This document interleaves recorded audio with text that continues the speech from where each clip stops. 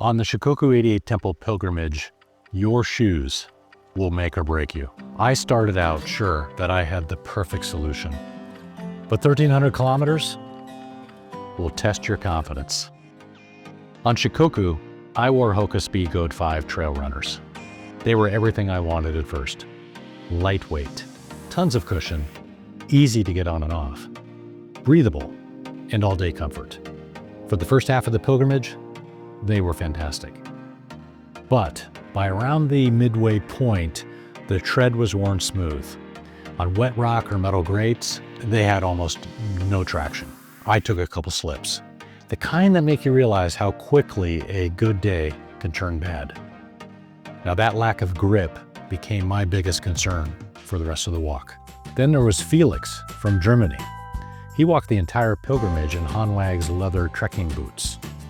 He told me that they kept his feet warm, and in rough weather and on the most difficult trails, they performed brilliantly.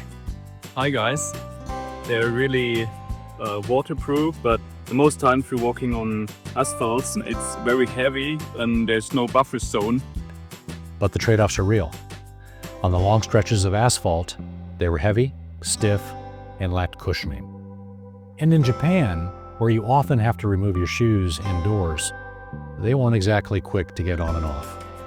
Still, they lasted the entire 1,300 kilometers, and Felix finished injury-free. For him, that meant they had done their job perfectly.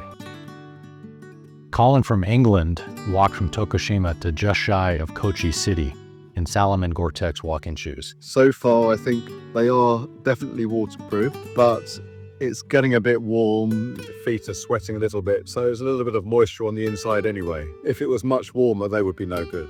He liked the stability and the waterproofing, especially during the cold weather we had in late February. But as temperatures warmed up, they started trapping heat and sweat, leaving his feet damp. His takeaway was that next time, he'll look for something more breathable. Since he didn't complete the entire route, it's hard to say how those shoes would have held up over the course of the entire 1,300 kilometer pilgrimage, but for the route that he did complete, they seemed to work very well. At around the 730 kilometer mark, crossing the Shimosakaba Pass on the way to Temple 44, I met a retired Japanese school teacher who had spent a year breaking in a pair of Keen leather hiking boots.